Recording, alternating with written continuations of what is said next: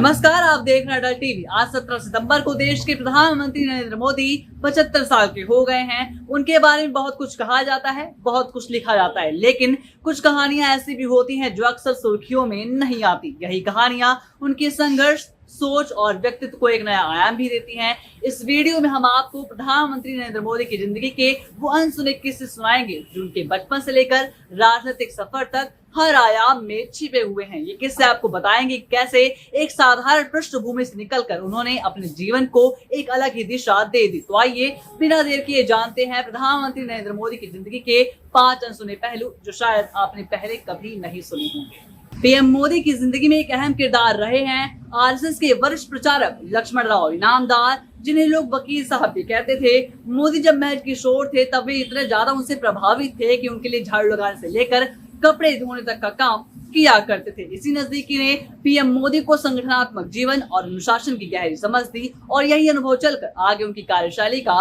आधार बना। लक्ष्मण राव ने उन्हें साधारण स्वयंसेवक से संगठन के मजबूत स्तंभ की ओर बढ़ने के लिए आत्मविश्वास दिया। और इस छोटे से प्रसंग से ये तो साफ है कि मोदी के शुरुआती जीवन में अनुशासन और सेवा का कैसे एक बीज पड़ा जो बाद में उनके फैसलों में ही झलकने लगा। बहुत कम लोग ही जानते हैं कि 1970 के दशक में जब गुजरात में नव निर्माण आंदोलन चल रहा था तब मोदी केवल एक दर्शक नहीं थे बल्कि सक्रिय कार्यकर्ता के तौर पर जमीन पर काम कर रहे थे। उन्होंने छात्र आंदोलनों, रैलियों और संगठनात्मक बैठकों में रणनीति बनाने से लेकर पोस्टर लगाने तक हर जिम्मेदारी को बखूबी निभाया। ये दौर उनके लिए केवल राजनीति सीखने का नहीं बल्कि जनता के मूड को समझने का भी था। और यहीं पर उन्होंने भीड़ को संभालना, संवाद करना, विपरीत परिस्थितियों में भी शांत रहना अच्छी तरीके से सीखा और बाद में यही गुण उनकी चुनावी रणनीतियों और बड़े अभियानों में भी पहचान बने। नवनिर्माण आंदोलन का ये अनुभव मोदी के लिए राजनीतिक प्रयोगशाला जैसा साबित हुआ। पीएम मोदी को यात्राओं का बहुत शौक है। जी हाँ, बहुत कम लोग जानते हैं कि वे लंबे समय तक भारत के अलग अलग हिस्सों में धार्मिक यात्राएं करते रहे हैं, जिसमें उन्होंने जिप्सी संस्कृति को तो बेहद नजदीकी से देखा।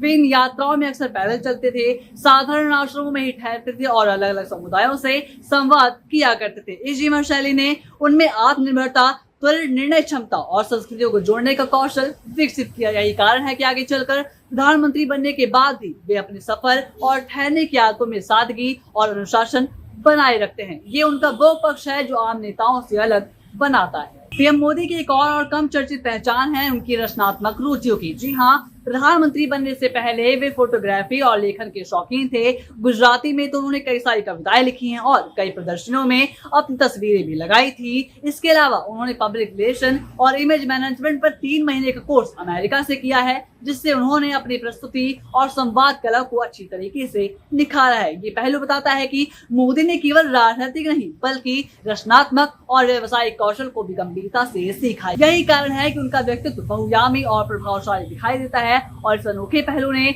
उनके करियर को नई ऊंचाइयों तक पहुंचाने में बड़ी भूमिका भी निभाई है। पीएम मोदी की सादगी और अनुशासन उनके सफर के दौरान भी दिखाई देता है। जी हाँ, सरकारी अधिकारियों के मुताबिक वे अक्सर लंबी यात्राओं के दौरान होटल में ठहरने के बजाय हवाई जहाज में ही आराम करना पसंद करते हैं। सिर्फ तभी होटल जाते हैं या रुकते हैं होटल में जब अगले दिन कोई महत्वपूर्ण कार्यक्रम हो या फिर कोई बैठक तय हो। ये आदत उनकी समय प्रबंधन और जीवन शैली की एक झलक देती है। लगातार सफर में रहने के बावजूद वे अपनी नींद, योग और दिनचर्या को व्यवस्थित भी रखते हैं। ये अनोखी आदतें न केवल उनकी ऊर्जा को बनाए रखती है बल्कि ये भी बताती है कि कैसे वे खुद को साधारण और अनुशासित जीवन में ढाल चुके। अगर आपको ये वीडियो पसंद आई हो तो वीडियो को लाइक करिएगा, ज्यादा से ज्यादा शेयर करिएगा और हाँ, अटल टीवी को देखते रहिएगा।